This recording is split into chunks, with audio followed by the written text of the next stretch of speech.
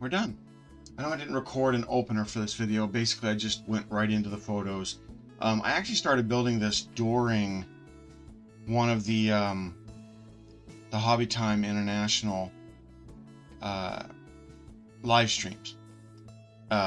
It was meant to be a quick build, just something fun to play with, and not strictly a model kit per se. It's more of a puzzle.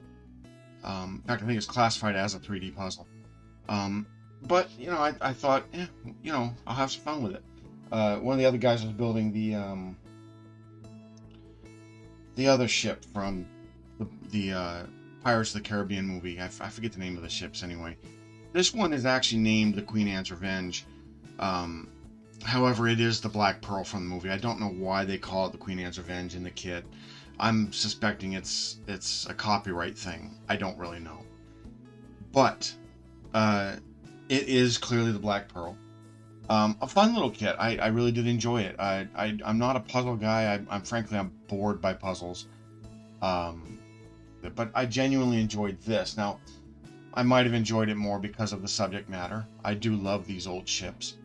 Even the Black Pearl being a modern iteration of one of these old ships. It's just really cool. Really cool looking. It went together very logically. The pieces fit together perfectly. There are a few little fitment issues, I suppose, here and there. It's a large scale, so I'm sure fitment is going to be a problem.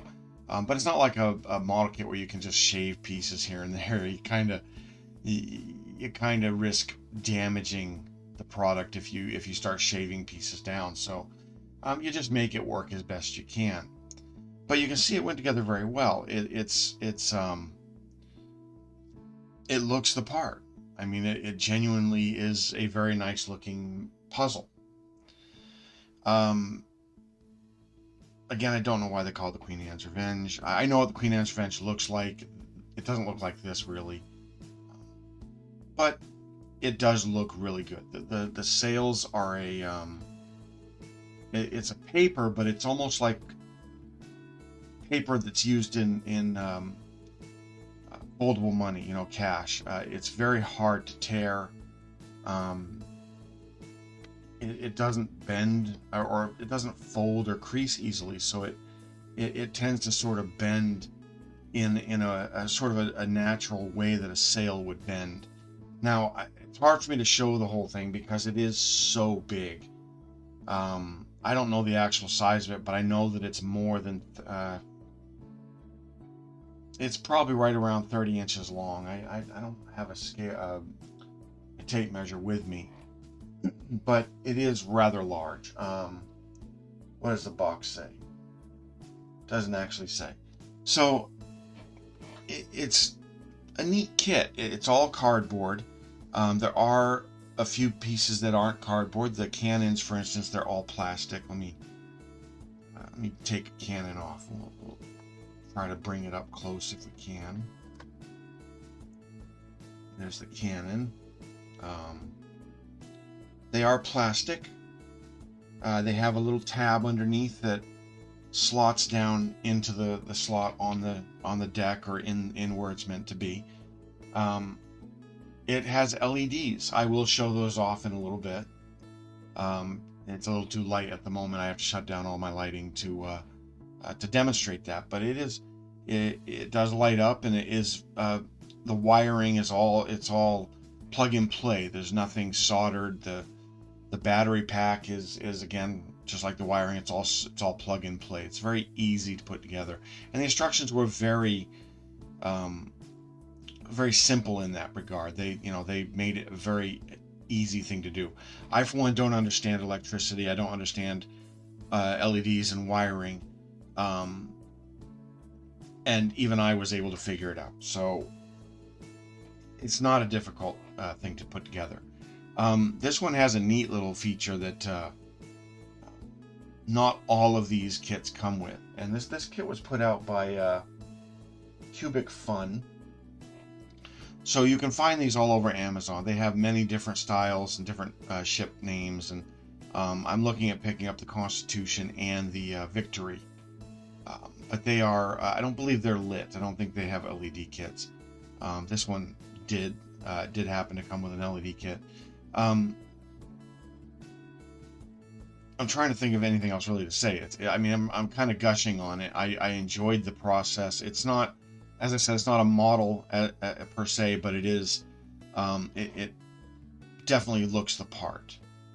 So we'll open up the panel here. Now, this one comes with a removable panel that you simply can take off. It has the cannon port doors, the ribbing on the inside, and it has this neat little compartment here. And I will bring the camera up closer and turn on one of the lights. We'll do this as easy as we can here. And you can see the interior there. We have Jack Sparrow standing there. We have some cannons, some barrels. And it is lit. Again, when I light it up, it might show now. I'm doubting it. Let me turn off the camera light and we will turn it on and we'll see if it actually shows. I can actually find the switch here. There it is. All right. There we are. Yeah, it does show a little bit on camera. Very, very neat. Very impressed by the entire process. Turn that off to reserve the battery a little bit. Bring the camera back again. And as I said, as you can see, it is large. It's, you know, finding a place for this to live is going to be a trick. Turn on my lights there. There we go. I'm not sure what else to say, so I think what we'll do is we'll shut down all my lights and we will we'll take a look at it all lit up in the dark, and you know, you can kind of get an idea of what I'm talking about. Okay, so lights are all on. I'm going to take my camera off its mount here so we can maybe get a better look at what I'm talking about here. So we have the lower deck here. It's hard to see. There we go.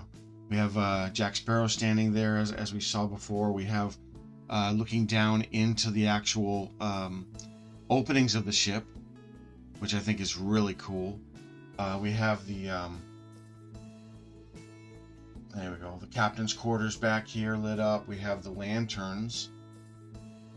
They're pretty cool. A little large in scale, I think, for the back of this boat, but still looks pretty nice.